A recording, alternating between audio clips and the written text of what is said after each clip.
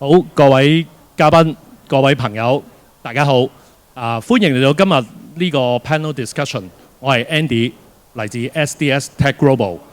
咁今日好高興啦，為大家去講解、拆解一下呢個嚟緊即係嘅一個好重要、好貼心同埋一個好關鍵嘅一個題目，就係 Beyond the Screen 人工智能點樣如何重塑呢個現代工作空間。一講到 AI 咧，大家第一時間可能諗起嘅就係ChatGPT、Copilot 或者 Gemini 呢一啲嘅各種生成嘅 AI 工具啦嚇。咁但係不過，如果我哋再行前一步去睇嘅時候咧，其實AI 嘅影響咧已經唔止淨係影響緊即係一個 software， 佢唔係淨係一個 software 嘅界面，亦都唔止淨係一個我諗叫做一個嘅check 嘅一個 window 又或者可能喺個 screen 裡面嘅一個嘅 application 咁簡單咁真正嘅問題咧就係當企業開始部署 AI 嘅時候咧，其實整個工作空間嘅本身係咪已經 ready for AI 咧？因為喺現實嘅環境入邊咧，其實好多企業都面對緊一個好 similar 嘅一個問題係咩咧？就係可能啲資料本身咧，可能都散收喺唔同嘅地方，有機會有部分可能喺on-prem， 有可能有一部分係 cloud， 又或者可能就算 even 係 cloud， 可能都 multi-cloud 咁嘅情況。咁又或者可能喺個 hybrid meeting 嘅環境底下，即係可能喺現場嘅同事同埋 remote join 嘅同事嘅會議體驗又唔一樣。咁又或者可能面對緊另一個問題就係話，可能開 meeting 嗰陣時候嘅 audio 或者係個 video 嗰個時候嘅 quality 唔係太好，影響咗 AI 嗰個嘅出嚟嗰個效果因為其實大家都知，如果即係假設嗰個數據嘅輸入例如個聲音畫質各方面，又或者甚至 even 嗰個嘅 workflow 如果唔係好 ready 嗰陣時候，就算你再有勁更聰明嘅一個 AI 嘅 tools 咧，都唔能夠帶到佢嘅 value 出嚟咁所以我哋今日嘅topic 唔係話要去點樣再去講 AI 有點勁而係我哋去點樣去拆解而家喺一個真正點樣去做到一個 AI ready， 甚至可能講緊係 AI native 嘅一個現代嘅工作空間我哋點樣去設計出嚟咁嘅形式。咁我哋第一步究竟係我哋需要係先 ready 好我哋嘅data infrastructure 先啦，定應該話可能甚至係喺個 meeting room 上高嘅 audio video 上高physical layer 上高，我哋要重新再思考，定抑話可能係話我哋要諗究竟未來AI 究竟 as a tool 會唔會慢慢轉變成一個我哋叫做工作團隊裡面嘅一個數碼同事咁樣。咁所以今日我哋好高興啦，邀請到唔同範疇3位唔同範疇啦，但係不過佢哋同樣地有深度參與呢個數碼轉型，甚至係我哋現代工作空間轉型嘅一啲嘉賓啦，同大家一齊分享嘅。首先我諗不分先後啦，我諗由呢邊開始數起先啦。咁我哋先有Kurian 啦，咁就係 from SOS Group Limited 啦。咁佢會陣間咧會從 Microsoft 嘅生態Copilot 同埋 AI Workplace 嘅 transformation 嘅角度咧，去分享企業點樣建立一個AI ready 嘅一個foundation 咁樣嘅。咁再隔離就有Ronald 啦。B2B Assistant Channel Manager from Logitech 嘅，咁佢會從一個 collaboration device 啦、video intelligence 同埋硬件設計嘅角度啦，去探討企業透過設備同埋平台去點樣迎接 AI 嘅時代嘅。再去到我最左手邊咧，就有Jeffrey 啦 ，Senior Solution Engineer from Shure 嘅。咁佢就會從專業嘅音訊、智能收音同埋呢個hybrid meeting 嘅 experience 嘅角度啦，去講解 AI 點樣令到一個會議嘅空間更加可以智能嘅。咁事不宜遲啦，咁我諗我先問第一個問題啦，咁先問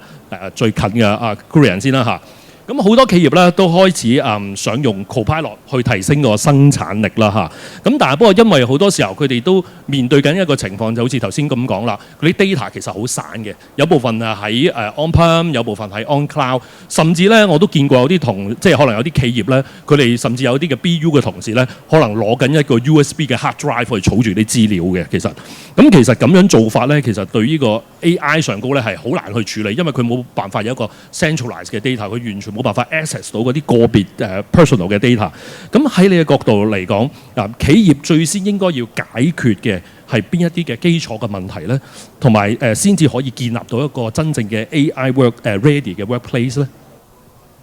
好，大家好，我係 Kurian。咁好多謝頭先 Andy 所講啦，同埋幫我哋做一啲嘅開場白啦。頭先你講到一個好好嘅一個 topic 咧，就係話 AI ready。我哋而家已經好多唔同嘅 AI 嘅工具咧，已經可以俾我哋選擇㗎啦。咁但係我哋而家呢啲嘅企業，究竟點樣可以用 AI 咧？其實唔係就係話究竟邊一啲嘅 AI 工具係最強勁、最 powerful， 而係反而我哋一啲嘅企業咧，究竟我哋識唔識得點樣將一個 AI ready 嘅環境咧，切入佢哋嘅企業上面嘅？咁頭先 Andy 問到其實有啲咩係叫做第一步或者係最基礎嘅一啲嘅東西咧？咁喺我哋嘅睇法咧，就係我哋最主要就覺得有 data， 我哋需要做一啲嘅整合先嘅。咁頭先 Andy 都提到有啲唔同嘅 data 可能擺咗喺唔同嘅地方，包括可能一啲係 on cloud 嘅，可能係有一啲嘅 on premises 嘅一啲地方啦，甚至乎直情有啲係擺落去自己一啲嘅 drive 嗰度。咁其實呢一啲嘅practice 咧，其實都會令到一啲嘅唔同嘅 AI 嘅流程啊，或者係一啲嘅發揮咧，都會成為一啲嘅 limitations 咁樣嘅。咁我嘅睇法就係，首先我哋都要將一啲嘅 data 幫大家做一啲嘅整合，包括我哋邊啲常用嘅 data 啦、常用嘅資料啦，或者邊啲嘅資料係應該存放喺唔同嘅一啲嘅 SharePoint 啊，或者唔同嘅一啲公司嘅一啲嘅系統裏邊，可能係 internal 嘅系統或者係 third party 系統，大家都需要整合咗呢啲嘅 information 先至可以嘅。咁或者我都分享少少嘅一啲嘅經驗俾大家啦。其實我都試過去咗有2個企業啦。咁我哋就而家做緊一啲嘅 adoption， 即係做一啲嘅 training， 令到啲同事知道其實 Copilot 應該點用啊 M36 Copilot 大家已經 subscribe 咗一啲嘅 license 啦。咁大家係應該點樣用呢啲嘅 license， 點樣發揮呢？咁除咗我哋要同大家講一啲嘅 capabilities 啊，包括 Copilot 可以點樣幫大家 draft 啲嘅 email 啊，點樣可以幫大家做一啲嘅 minutes 啊，做一啲嘅整理等等。其實最重要嘅，其實要睇翻佢哋個 organizations 或者係佢哋嘅 enterprise 裏邊一啲嘅 data， 究竟佢哋係咪 ready 大家啲同事用嘅？因為我啱啱就係琴日去咗一個嘅 training 嗰度啦，咁嗰個嘅 organizations 其實佢哋嘅資料咧都未將大家同事嘅OneDrive 咧，即係一啲嘅網上啲 storage 咧，完全整合到嘅。所以對於啲同事嚟講，佢哋可能用一啲嘅Copilot 嘅環境裏邊咧，有啲嘅 data 其實佢哋都唔可以依賴一個 OneDrive 啊、SharePoint 嘅情況之下咧，直接 integrate 落去佢哋呢個 solution 呢個方法度嘅。有時我就要做一啲嘅 cap screen 形式話翻佢聽，如果大家呢一啲嘅情況已經係可以 migrate 上去 cloud 嘅話咧，你哋就可以咁做。咁但係呢個正正就係一個盲點啦，就係我就係想提供一個 adoption， 幫大家做一啲嘅 training， 等大家可以即刻用到試到 Copilot 嘅威力㗎嘛。咁但係原來佢個企業都未 ready 將呢啲嘅資料擺放去佢哋雲端上面，咁有好多嘅功能咧，其實就已經係做唔到啦。直情唔好話發唔發揮得到啊，直情做都做唔到。咁所以大家係需要做一啲嘅 data 嘅整理，將一啲嘅資料咧擺上去雲端嗰度咧，就可以令到一啲嘅唔好話淨係講 Copilot 啦。我相信坊間好多唔同嘅 AI 工具咧，都需要將一啲嘅 data 整合一齊嘅。咁頭先講個 data 除咗整合之外咧，有另一個都係一個叫整理嘅。咁我哋要做一啲嘅治理啊、整理，我係咩意思咧？就係如果一啲嘅 data，我相信有好多人一開始用 AI 啊，或者用 Copilot 都會問一個問題，就係我可唔可以問 AI？問一問佢，究竟我個公司 CEO 嘅人工幾多嘅咧嚇？我相信大家自己都心中有數，知道其實呢啲問題咧 ，Copilot 或者 AI 都答你唔到啦。原因就係呢啲嘅 compliance 咧已經有咗一啲嘅 Copilot 嘅一啲嘅 security 啊，或者一啲嘅內容咧做啲嘅規範。咁所以我哋亦都要將一啲嘅 AI 嘅工具完全整合去一啲嘅 compliance 啊或者 security 裏邊嘅。咁而第三樣嘢就係公司要制定一個流程嘅，就即係話有啲乜嘢嘅內容係需要公司人去做一個決定，做一個決策，而有啲咩嘅內容係由 AI 幫大家 speed up 做一個開跑嘅呢？咁我哋用 AI 就幫大家做一啲嘅 drafting 啊，或者係幫大家記錄一啲嘅會議啊等等，就可以幫大家 adopt 到一啲嘅 AI 嘅 solutions 啊。咁所以喺我嘅睇法就係，如果你哋需要 AI ready 嘅話呢，就需要你哋嘅資料嘅一啲嘅整理啦，資料嘅整治啦，同埋最後呢，我哋需要整合一啲嘅流程方案，咁公司先至可以容易啲 adopt 到一啲嘅 AI 嘅 solution 嘅啦。咁我都想問多句，可能好多 enterprise 咧都會問一樣嘢嘅，啲資料咧其實會唔會容易外泄㗎？會唔會實唔 secure 㗎？咁樣之類嘅。多謝呢個問題啦，分明咧就俾我哋喺 Microsoft 話俾大家聽嗰個 security 嗰個重視性㗎啦。咁其實 Microsoft 咧有一句好清楚嘅就係話 Your data is your data， 即係話你哋喺 Microsoft 裏邊用呢個 Copilot， 你哋用 Copilot 嘅無論係一啲嘅 prompt 啊或者一啲嘅 response 等等咧，全部其實都係 protected by Microsoft 嘅，而且更加可以俾一個叫做 enterprise grade 嘅 protection 咧嚟到保護住嘅。咁 Microsoft 其實係唔會攞到你哋 data， 亦都唔會將你哋嘅 data 咧係 train 佢哋嘅 model 嘅。咁所以大家可以放心用呢個 Microsoft 嘅 Copilot 幫大家以一個 protected 嘅環境之下咧嚟到問佢一啲嘅 prompt， 攞啲嘅 response 等等嘅。好 ，thank you，Kurian。咁我諗有另外一個問題啦，我想問下 Sure 嘅，Jeffrey 嘅。咁而家大家都討論緊 AI 啦嚇，咁但係不過好多時候大家個焦點都放喺個軟件嘅層面上高嘅。咁但係不過始終辦公室始終都係一個實體嘅空間嚟嘅。咁Sure 近年喺音訊同埋會議技術方面咧，點樣利用 AI 去提升翻嗰個收音、降噪同語音處理嘅能力，令到現場嘅同事啦，同埋 remote join 嗰個同事咧，都可以 align 翻或我叫做 align 翻大家個 meeting 嘅 experience 咁樣啦。而 AI 又點樣令到咧會議室變得更加智能咧？唔該晒 Andy， 咁我係 Sure Jeffrey 啦。咁首先就係話，唔知大家咧去到一個 hybrid working mode 嘅時候，有冇發覺就係話，我平時每個禮拜去到我嘅 office 辦公室開會嘅時候，我慣咗，我哋現場聽其實冇乜問題啊咁樣。但係當你去到真係有疫情嘅時候啦，我哋有一個在家工作嘅 practice， 我哋翻到屋企同我哋公司嘅同事去開會嘅時候，你會發現，咦，喂，原來間房點解咁嘈嘅？原來點解佢有咁多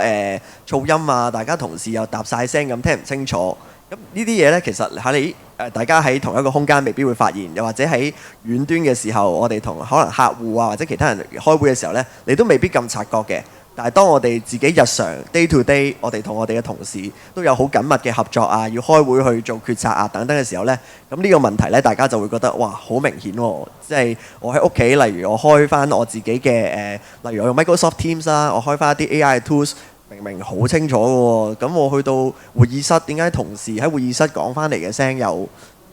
好似爭咁遠嘅呢？點解 AI 嘅 tools 係 deliver 唔到呢？咁其實就係源於呢，我哋嘅會議室呢，喺講聲學嘅環境嘅情況底下呢，其實係非常之複雜嘅。例如話我間房究竟係幾大幾細啦，我嘅房間嘅裝修究竟係用咩物料啦？即係原來你唔開會唔覺嘅，原來有塊地氈同冇一塊地氈呢係爭好遠嘅，亦都會有玻璃同冇玻璃呢，亦都會覺得哇做咩啲人會有回音嘅喺個山窿入邊啊！即係你會有啲咁嘅 question 啦，係啦。咁所以就係話 Sure 我哋其實我哋有了解到呢樣嘢啦。呢啲嘢啲傳統就尤其係後疫情時期，大家開始做呢啲 meeting 嘅時候一啲痛點啦。咁所以喺我哋嘅AI 層面嘅技術呢，其實我哋就做咗一啲machine learning，就係話我哋收集咗好多一啲唔同類型嘅會議室嘅聲學環境數據啦。咁我哋亦都有知道係話唔同人嘅講嘢嘅時候會有啲搭聲啊嘅情況底下呢，我哋亦都有唔同嘅 filter 去做一啲叫做區隔啦。咁亦甚或乎呢，就係話原來你喺間房入邊你打字，你可能偷偷地我開包糖食下先，原來都可以好應聲嘅喎。咁所以呢，就係話我哋亦都有 learn 到就話究竟邊啲係一啲噪音嘅 signal。我哋就 fit 咗俾我哋嘅 machine 去做一個 learning， 邊啲係人聲嘅嘢嘅 signal， 我哋要保留翻佢，等同我哋嘅開會嘅人呢係清楚嘅。咁從而呢，就去令到首先我哋嗰個會議室可以變翻同翻一個 personal device，我喺一個可能靜靜地一個自己做嘢嘅環境嘅底下呢，接近翻啲先啦，個 background 唔好咁嘈先啦，即係我都可能聽多你兩句我都冇心機啦，即係如果你嗰邊後邊個 background 咁嘈，係啦，咁所以呢，我哋做咗呢啲嘅 learning 嘅時候呢，咁我哋變相就係話，我哋終於有一個首先體驗上大家接近咗啦。再去到後邊呢，即係我哋去到用一啲 AI 嘅 meeting tools 嘅時候，咁你嗰邊好嘈嘅時候，咁佢收翻嚟嘅聲，佢都相對上佢嗰個準確度啊，佢嗰個收音嘅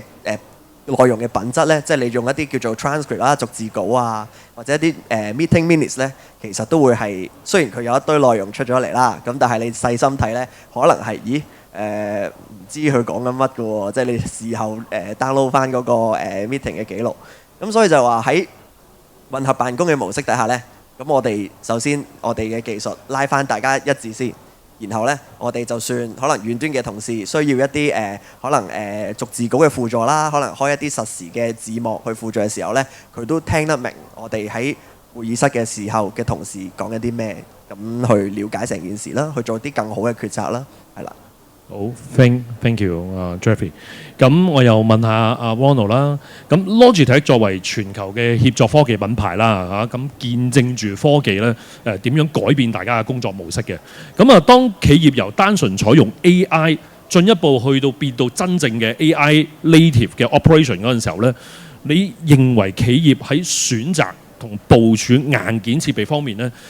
應該有咩新思維咧？同埋先至可以幫到員工去適應 AI 時代嘅模式呢？喂 ，OK，thank you Andy。咁大家好，咁我 Ronald 啦，咁就回應翻 Andy 嘅問題先嘅。咁其實喺我哋 Logitech 我哋個品牌啦，咁其實我哋都堅信住，咁講緊我哋係設計主導，咁然之後軟件賦能嘅。咁相信大家平時可能台下嘅觀眾啦，可能平時喺 daily operation 都會應用到 Microsoft Teams Copilot， 甚至乎 Zoom 嘅 AI。咁頭先好似無論係阿 Cool 啊，或者話好似 Jeffrey 講啦，就話其實我哋成日都要總結個會議，或者話你要剖析翻個章節嘅內容啦。咁其實離唔開兩樣嘢嘅。咁講緊首先聽得清楚，咁譬如好似我哋同 Shure 咁啦，影音數據呢樣嘢其實都非常之重要嘅。咁譬如我哋其實我哋嘅 AI 啦 ，Logitech 其中一個核心嘅技術啦，就係講緊可以將環境嘅噪音去進行一啲過濾。咁可能平時大家開門聲或者話水杯跌落啊，或者窗啊呢啲聲呢，其實我哋係會 automation 過濾咗嘅。咁除咗話頭先講，我哋要聽得清楚，其實我哋都要睇得清楚。咁講緊最重要就係你試幻想下，你喺香港開會，喺美國嘅同事可能會話：點解我影睇得你個唔係咁清晰啊嗰啲咁樣？咁其實我哋嘅產品呢係會做到啲咩呢？我哋會進行一個畫面嘅修正啦，甚至乎剪裁。咁我哋會係因應翻你會議室入邊邊一個係 active speaker， 甚至乎話你嘅 meeting room 嘅 nature， 我哋可以進行翻一啲調節。咁其實背後都一系列有 AI 佢演算法去進行啦。咁當然再者啦，咁其實對企業嚟講，其實我哋都好想善用一啲背後嘅數據啦。首先我哋推出嘅產品 IT 甚至乎管理層可能 HR 啊，佢哋喺背後可以睇翻一系列嘅數據，譬如話每間房嘅 usage 嘅數據啦，咁我哋去判斷翻究竟我需唔需要進行 revamp， 我 meeting room 嘅 size 由細去變到大，甚至乎話其實 office 都冇咁多人會翻去，可能仲有 work from home 呢個 policy 啦。咁我會唔會將個 office 我收窄咗佢變到 hot desking 呢？咁其實我哋推出嘅產品，譬如我哋近半年啦，我哋推出咗一個空氣智能監測器。咁除咗話有一系列嘅健康指數之外啦，最重要我哋得出嘅數據，我哋會係交俾 AI 去進行翻個成個協作啦。咁去得出翻點樣去達到大家成日講嘅 smart office 或者話係 automation 咁樣。Thank you。咁又翻嚟Korean 啦。咁近年開始啦，即係我哋成日都標榜緊 AI as a tools， 而家轉變成為 AI as a team member， 甚至係 AI as a agent 咁嘅概念啦嚇。咁喺 Microsoft 嘅生態系統入邊咧，你認為呢個轉變實際上係點樣去體現呢件事呢？同埋企業如果又應該點樣去喺個工作流程上邊應該要點樣去設計，令到員工同 AI agent 之間咧可以自然嘅協作，咁而唔係單純去由人去再 double check 究竟嗰個AI 產生出嚟嘅結果係啱定錯？因為而家好多時候，我相信大家喺工作環境好多時候都係借用嘅 AI tools， 然之後輸入咗之後咧，大家都要翻手再 check 多一次嘅嚇。咁呢一方面利用咗 Microsoft 嘅 tools 又可以點樣幫到大家咧？多謝 Andy。咁你頭先所講到就係其實大家以前講一啲 AI 工具就真係工具，即係話究竟嗰樣嘢點幫到大家完成一啲嘅任務啊、工作啊等等嘅。咁頭先你提到一個好好嘅 term 咧，就話即係好似一個同事直情一啲嘅數碼同事啦，我稱之為。咁我哋究竟點樣同佢哋做一啲協作呢？咁我知道大家好多時而家接觸到唔同嘅工具呢，當中都有多一個 terms 咧，大家已經接觸到啦。近一兩年呢，大家都會聽到 agent 呢樣嘢㗎啦。agent 嘅意思呢，都請容許我好快咁樣講一講。咁就係如果大家將一啲好 specific 嘅一啲嘅任務呢，切細佢，然之後上呢啲嘅 AI 工具幫大家執行嘅話呢，大家就可以用唔同嘅 agent。唔同嘅 third party 有得 Microsoft build-in 嘅 agent 有得，亦都可以自己 build 一啲嘅 agent，可能 build 一啲好簡單、好直接嘅 agent，或者 build 一啲嘅比較複雜，幫大家 execute，甚至乎做一啲嘅 autonomous 嘅一啲 agent，幫大家自動執行嘅一啲嘅任務嘅 agent 都可以嘅。咁點解我頭先提到 agent 呢？就係因為其實我哋人類咧，我哋而家要活生生嘅同事咧，好多時都係自己一個單打獨鬥去完成一系列嘅一啲嘅工程啊、工序啊、workflow 啊等等咁樣嘅。咁但係我覺得最理想嘅情況之下咧，就好似 Andy 所問啦，就係將來點樣 transformation 係如何咧？就係我哋唔係單單完成一啲嘅完成一啲嘅 workflow，而係我哋直情係 integrate 一啲嘅 AI 嘅工具，同我哋一齊去做一啲嘅協作嘅。咁所以我覺得嗰個生態就係由我哋人同人之間嘅一啲協作模式，就轉變為人加埋 AI 嘅一個協作模式嘅。咁但係喺呢個協作嘅模式之下，我哋人類應該點樣配合呢一個嘅轉化呢？其實我哋最需要呢，就係培養一啲嘅新嘅員工呢，佢哋有唔同嘅思維。我認為呢，就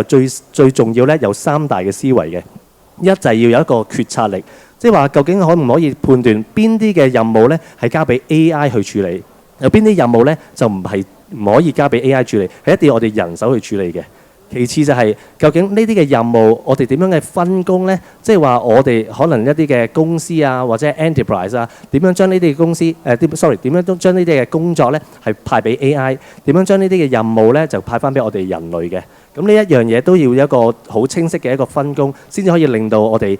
人類同埋 AI 嘅協作呢會更加清晰，會更加可以合作愉快咁樣嘅。另外，我哋亦都要有一個思維去諗一個整體嘅一個流程啦，就係我哋唔係再單單去用人類嘅腦袋嚟思考呢個工作係點樣完成，而係整個嘅流程究竟當中有邊啲嘅內容係需要牽涉 AI 嘅一個 elements 落去，係幫我哋嚟到做盡快嚟到處理一啲嘅可能 drafting 啊，或者將一啲嘅 minutes， 好似頭先Jeffrey 同埋 Ronald 所提到，我哋可以利用一啲嘅 Teams 嘅一啲嘅 meetings 裏邊，我哋一啲嘅逐字稿啊、transcript 啊等等，其實已經可以大大咁樣優化咗我哋嘅流程。我哋已經唔會好似以前需要請一啲嘅可能書記嘅朋友幫我哋逐字嚟到打字。我哋而家直情係喺一個會議裏邊，我哋唔需要好多時間，可能2-3分鐘時間，我哋已經可以睇到一啲嘅 transcription 啊、逐字稿，或者喺我哋喺個 meeting 裏邊呢，亦都可以利用一啲嘅 agent 幫我哋大家做一啲嘅 interpret。唔同嘅國家嘅同事所聽嘅語言，其實對你嚟講都係講緊你識聽嘅語言。可以你識聽嘅係廣東話，或者係普通話，或者英文、法文。我同任何一個 global 嘅同事開會，其實而家已經係唔會再有 time 嘅 limit 嘅啦。咁所以而家要學識嘅唔係淨係單單用一個嘅 agent、一個嘅工具去幫大家完成一個嘅流程。而係我哋要用我哋嘅人類嘅思維咧，諗一諗我哋整個 full picture 有邊啲嘅關卡，其實可以 involve AI 嘅一啲工具啊、AI 嘅一啲 agent 啊，嚟到幫我哋處理。咁而我哋人類點樣需要同呢個 AI 協作呢？就好似頭先所講嘅，即係我哋要識得分工啦，我哋亦都有個判斷力啦，同埋我哋公司亦都可以幫我哋有邊啲嘅工序呢，係可以 involve 翻落去整個有一個能力可以睇到成個 full picture，將唔同嘅一啲嘅工作分拆成為一個人類同埋 AI 都一齊可以協作嘅一個環境嘅。咁我相信將來嘅嗰個工作嘅模式就會有呢一種嘅轉變嘅。好，thank you，Korean。咁嚟緊個問題，我都想代大家問啦。可能大家開會嗰陣時候咧，都即係譬如開一個大會啦，之前咧，大家都會遇到一啲嘅難題嘅，好多時候都遇到一啲難題嘅。特別係咧嗱，如果我同你講話，大老闆而家準備要開一個大會嗰陣時候，通常你哋會點咧？好多時候就會第一時間未開會之前就去個 meeting room 嗰度試一試可能大秘書都一早 book 定咗間房㗎啦，然之後試一試裡面啲 audio 啊，各方面啲聲音啊，各方面O 唔 OK 就測試咗咁樣之類嘅。好多時候都要做大輪嘅前線功夫，先至夠膽放心入去開會嘅。好多時候面對緊呢啲問題都係問題都係產生於好多時候出咗問題就啲聲音收得唔係幾好喎，啲 setting 有陣時候 set 得唔係幾好喎，好多時候都有呢啲問題。咁我又想問下Jeffrey 啦，其實有咗 AI 之後，好多時候我哋呢啲咁嘅情況出咗事之後咧，我都係後知後覺之後先至再 fix 嘅。咁有咗 AI tools，我可唔可以利用 AI 去點樣 proactive 啲？佢一早知道，原來已經偵測到有問題，可以預測到有問題，甚至可能喺 before 開會之前已經幫我優化咗成個 meeting room， 到老闆入嚟嗰陣時候咧，已經即刻去 ready 咗課間房開會啦咁樣。唔該晒 Andy。咁呢個問題呢，咁其實我會想講就話傳統就係例如 Andy 分享咗嗰個 story 啦，就係好多時大老闆開會，大家就即係打醒12分精神，喂試好晒嘢，可能唔得喎，今日我琴日開會支咪擺喺呢個中間位嘅，老細唔係坐開呢個位，我又要拎支咪去我嘅面前啊，再逐個位去試。咁其實呢，變相呢，其實反而係人去就咗個機械嘅。我哋好多時係我哋人去就翻個設備啦，睇下我哋可唔可以叫做用人手去解決呢件事啦。咁如果伴隨住我哋而家嘅產品技術嘅 R&D， 我哋都用 AI 去開發嘅時候呢，其實往往咧呢啲痛點呢，就係由我哋嘅技術去 adopt 翻個環境，就唔會話由我哋要人去 adopt 翻個技術咁樣去做嘅。咁可以講個例子啦，就係其實例如我哋啱啱我上一條問題嗰陣時都有講話，我哋嘅即係 Sure 啦，自己用咗啲大量嘅唔同嘅擺咗我哋嘅產品設備啦，喺唔同嘅場景做咗好多模擬，做咗好多 machine 嘅 training。咁有咩好處呢？咁喺呢度可能都想拋少少書包，就係講話例如有個技術叫做 echo cancellation 啦，即係一個喺會議室我哋成日都會講到嘅一 term，就係一個回聲消除嘅技術。咁呢樣嘢點樣發生嘅呢？其實就係話我對面嘅人講嘢，佢會喺喇叭度出聲啦。咁好多時呢，如果佢個喇叭或者佢個人支咪好硬啊，或者點樣呢，其實會將佢遠端把聲傳翻去我 local 支咪把聲嗰度嘅。咁變相咧，呢個 effect 會聽起出上嚟係會點呢？就係會話我現場嘅時候，咦，對面嘅人做咩？我聽到幾句，我聽到自己把聲喎。你嗰邊搞掂未啊？你嗰邊有咩問題啊？咁樣咁變相就係話，如果我哋有 AI 嘅技術喺度嘅時候呢，我哋可以做到個 early adoption，即係學阿 Andy 嘅問題話齋，就係話我哋喺前期嘅時候，因為啱啱講到我哋 machine learning，我哋已經 learn 咗一啲大部分嘅一啲環境嘅噪音啊數據。咁其實呢，而家我哋最新嘅一個 echo cancellation 嘅技術呢，其實已經係即時佢係一路係安住個 filter 啦。而家係即時呢，係會做到一個叫做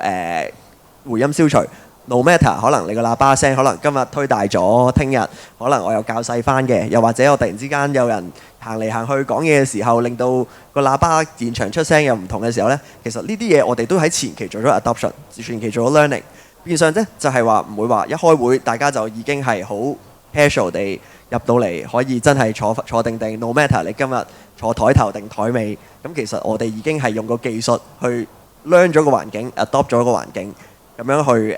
令到就話我哋嘅會議室前期已經係做好準備。Rather than 我開會之後，我知道有個會啦，我每一次都要幾個同事你坐呢邊，我坐呢邊，我哋試下唔同位嘅聲先，咁我哋就唔需要去做呢樣嘢咯。係啊。其實好多時候大家都面對好多唔同嘅場景嘅，即係突然間好似頭先阿 Jeffrey 咁講，大老闆平時坐開個位，突然間佢又唔知心血來潮又坐咗喺第二個位，可能佢覺得睇個 screen 睇得唔清楚，要坐咗最前嗰個位去睇個 screen 咁嘅情況。咁又或者可能係大家亦都可能遇著有啲情況係突然間有啲 event 可能要搬走晒啲台啊，清走晒。咁然之後咧，跟住咧就可能係個空間 meeting space 咧係一個比較 freestyle 嘅環境咁嘅狀況。咁有陣時候都可能需要有啲唔同嘅硬件嘅配合先至可以做得到。可能例如需要一啲嘅 ceiling 咪咁嘅形式。咁 so that 即係可能搬走張台嗰陣時候，大家都仲有一個地方可以用得到個支咪咁嘅形式咁嘅環境。咁呢啲都係好多時候大家開會嘅時候都要面對好多唔同嘅 ad hoc 嘅環境。咁跟住仲有另外一個問題都想問一問Logic Logitech 嘅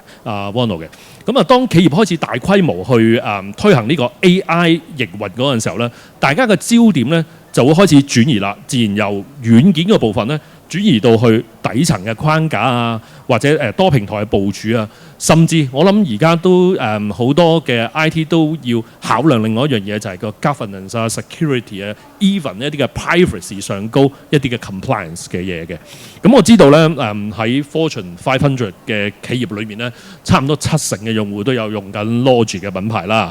嚇。咁我想睇下你哋可唔可以用翻你哋嘅過去嘅經驗啦，去分享下點樣可以幫到企業咧去對環繞住呢啲嘅 infrastructure、context， 甚至同埋 governance 上邊呢3大嘅挑戰呢？ OK， 唔該 Andy。咁首先回應翻個問題先。咁其實 Logitech 我哋喺產品推出嘅時候呢，咁其實我哋都會同唔同嘅 platform 去進行認證啦。咁我相信亦都係大家非常關注嘅全面跨平台。咁講緊都離唔開係 Microsoft Teams 啦、Zoom， 就算甚至乎係 Google， 或者係我哋平時要對接內地嘅，可能我哋會用到騰訊會議呢啲啦。咁其實我哋產品推出嘅時候，我哋已經係會同呢啲平台去進行翻一系列嘅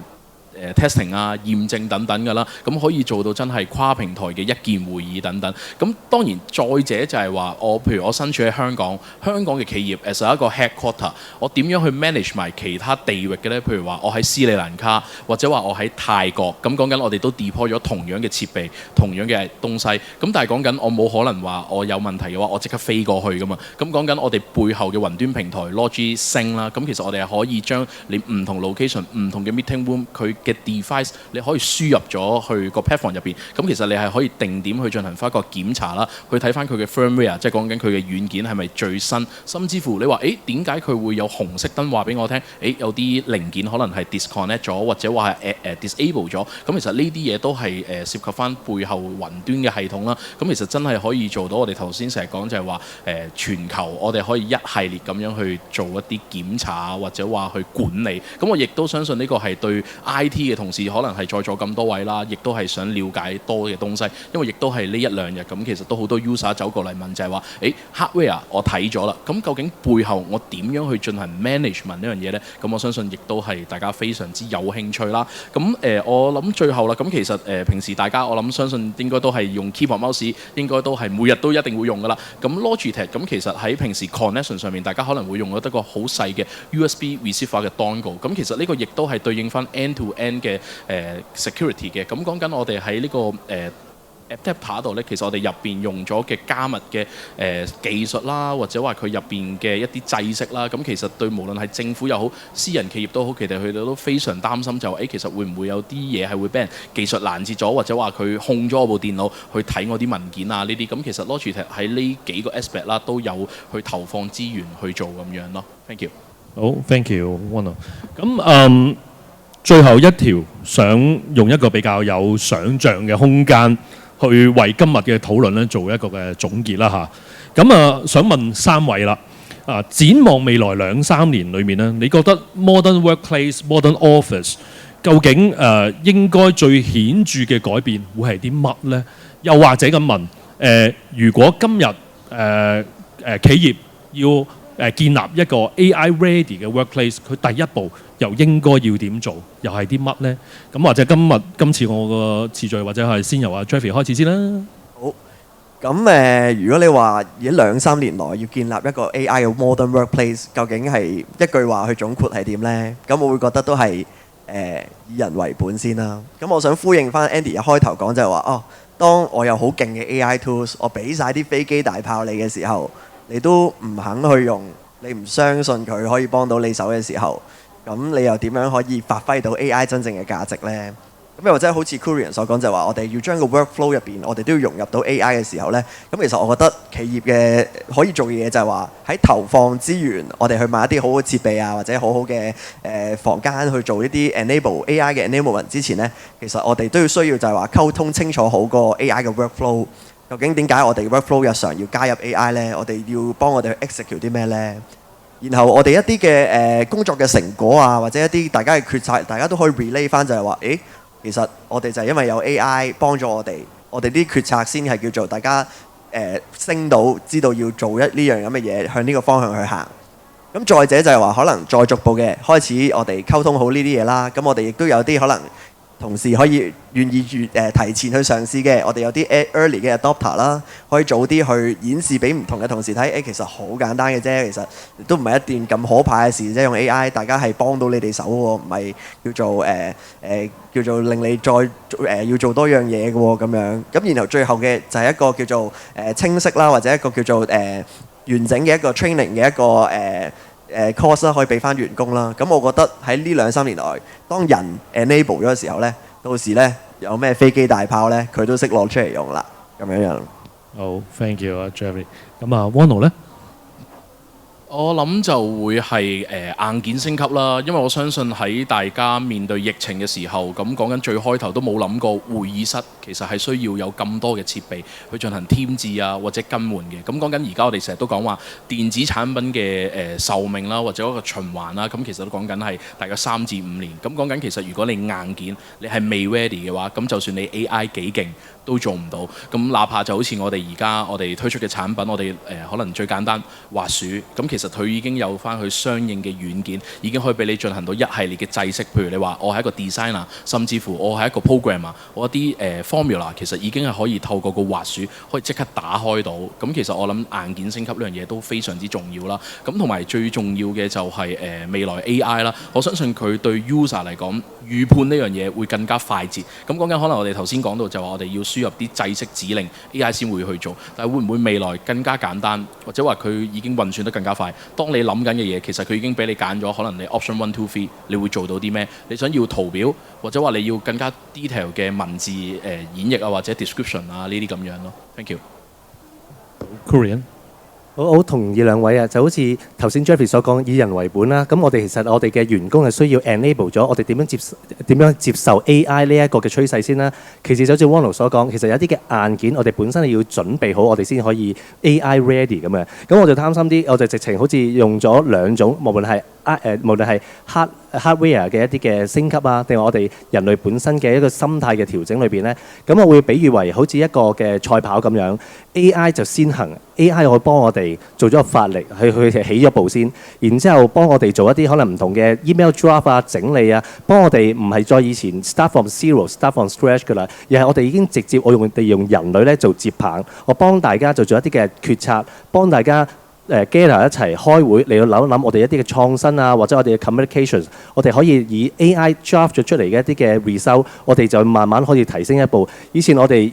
自己做嘢，可能一個人已經做晒所有步驟，所以未必可以完全所有嘢都由70分開始，再精益求精，去到90分、100分。以前可能由0去到50分已經好辛苦㗎啦。咁所以我相信將來如果一個企業係想做一個好嘅起步嘅話呢。好似阿 Jeffrey 話齋，我哋要以人為本，我哋相信我哋人類要 enable 咗佢哋已經係 ready 咗 AI。其次就係我哋一啲嘅 hardware 亦都要 update，係成為一個好好嘅一個嘅 readiness 咧，我哋先至可以 apply 到 adopt 到我哋 AI 將來 transform 嘅一個嘅趨勢嘅。好多謝3位。咁其實大家都聽到3位專家嘅嘅分享啦嚇。咁 as 即係一個 summary 啦。咁我相信大家都聽到即係話AI 嘅 tools 而家都唔止淨係講緊一個 software 咁簡單嚇，唔係話就咁用一個 Copilot 我就係用咗個 AI， 我唔係就咁用個 ChatGPT 就係一個 AI。其實成個 AI 嘅流程慢慢演變就係話我哋要除咗係話點樣用個別嘅 tools 之外，我哋背後 infrastructure 懷上高係咪要做一啲嘅 readiness 上高呢？數據嘅整合各方面，可能你要整合咗先至可以發揮到後邊一啲嘅AI tools 嘅一啲嘅功能嚇。除咗喺個數據整合層面上高，硬件嘅配合點樣去有翻一個合適嘅一個嘅meeting equipment， 譬如 say for example 咁點樣令到嗰個收音更加去準確內容更加準確，咁 so that 後邊嘅 AI 嘅軟件先至可以再 process 到發揮到佢更加嘅大嘅功能嚇。呢個係我哋今日呢一個嘅即係叫 panel discussion 想分享俾大家，就係話